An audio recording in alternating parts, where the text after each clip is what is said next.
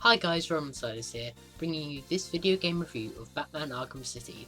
For many comic book fans, this was the game of 2011, featuring many more villains than Arkham Asylum, and with a controversial ending that still has fans talking. I remember literally counting down the days until this game came out. Well, I hope you enjoy this review of Batman Arkham City.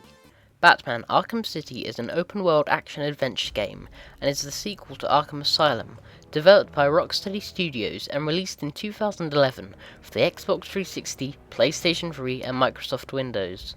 The game is once again scripted by comic book author Paul Dini and revolves around Batman's imprisonment in Arkham City, a sprawling super prison 5 times bigger than the original asylum, enclosing a wide variety of industrial districts, iconic locations, and Gotham City landmarks. Batman must find out the mystery behind Arkham City, as well as stopping Gotham's most notorious supervillains from causing havoc in the city. As Batman, the player must make their way around Arkham City to complete mission objectives, which is made difficult due to the formation of gangs and territories between rival villains, such as Two-Face, the Penguin, and the Joker. Each territory in the game is uniquely defined. For instance, Joker territory is full of graffiti and clown heads, whereas the Penguin is in control of a gothic museum, with all of the sophistication you would expect from the owner of the Iceberg Lounge. Along with the main storyline, there are side quests, which develop their own subplots as the player progresses through the game. Unlike Arkham Asylum, which had the player constricted to certain paths, Arkham City has an open world that incorporates and builds upon the combat and Predator-style gameplay that was introduced in the first game. Gadgets obtained in the previous game are present at the start of Arkham City, where others are available later in the game. Many of these gadgets have improved or boast new capabilities, like the cryptographic sequencer that can now track signals and the line launcher that can now be used as a tightrope, and features that allow Batman to fire another zipline while already in motion. Other new gadgets include smoke pellets to disappear from enemies when you are spotted, and the remote electrical charge, a taser gun used to power generators and shock enemies. The most improved mechanic in Arkham City by far is gliding. In Arkham Asylum you could only glide for short distances from a great height. Now there is more directional freedom to fly through the city. To make the most out of gliding, you have to dive bomb, then brake at the last second in order to receive a speed boost. Combined with the grappling gun, which can latch onto pretty much anything and propel you into the air, you can traverse the entire city more or less without having to touch the ground. Gliding feels so natural, and it's just so fun to fly through the city, swooping down to take down some thugs. The game incorporates more puzzle elements through the use of Batman's detective mode, which provides the player with on-screen clues, highlight objects of interest, and perform forensic activities, which comes in handy in several of the side missions. Speaking of the detective mode, it has been redesigned as an augmented reality mode, which tones down the navigational elements to help the players concentrate on their immediate surroundings. The player also has access to a criminal database that keeps a record of Batman's ongoing investigations, as well as a communication, interception, and tracing network.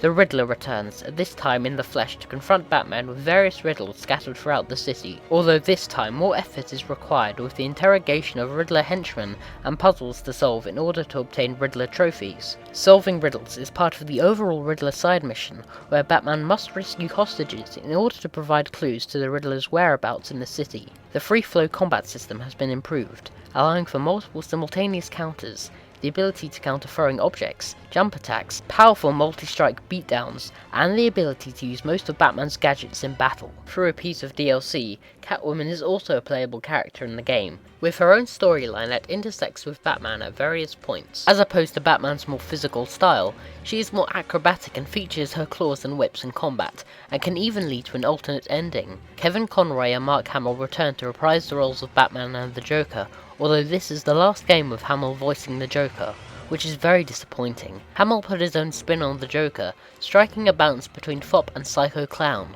I can't picture anyone else voicing this part, but I guess we will have to get used to it. The only actor not to reprise their role from Arkham Asylum is Arlene Sorkin, who is replaced by veteran voice actress Tara Strong as Harley Quinn. Graphically, the game continues with the gritty, realistic art style seen in Arkham Asylum, which suits the game to a T. This is an uncompromising lived-in world. As with the first game, I love how the Batsuit becomes increasingly cut and torn as you progress through the game. Even little things like Batman's growing stubble creates a sense that his time in Arkham City is really taking a toll on him. It's the little things that stand out, like henchmen noticing the snow caused by Mr. Freeze, which demonstrates Rocksteady's commitment to detail. Ron Fish and Mark Arundel, who composed music for Arkham Asylum, returned to compose for Arkham City and features a very gothic score, which is instantly identifiable as Batman and wouldn't be out of place in the Christopher Nolan movies.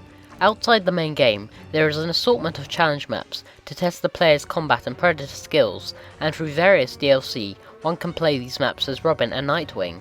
This helps to give the game more replay value and caters to the game's legions of fans. Once you have completed the main game, New Game Plus awaits, where you can play the game again on a much higher difficulty, but with all of the gadgets unlocked. This is the ultimate Bat challenge for those wanting to prove themselves. Arkham City takes everything from Arkham Asylum and expands upon it tenfold, from the open world to pretty much every Bat villain making an appearance. This very well might be the definitive Batman video game.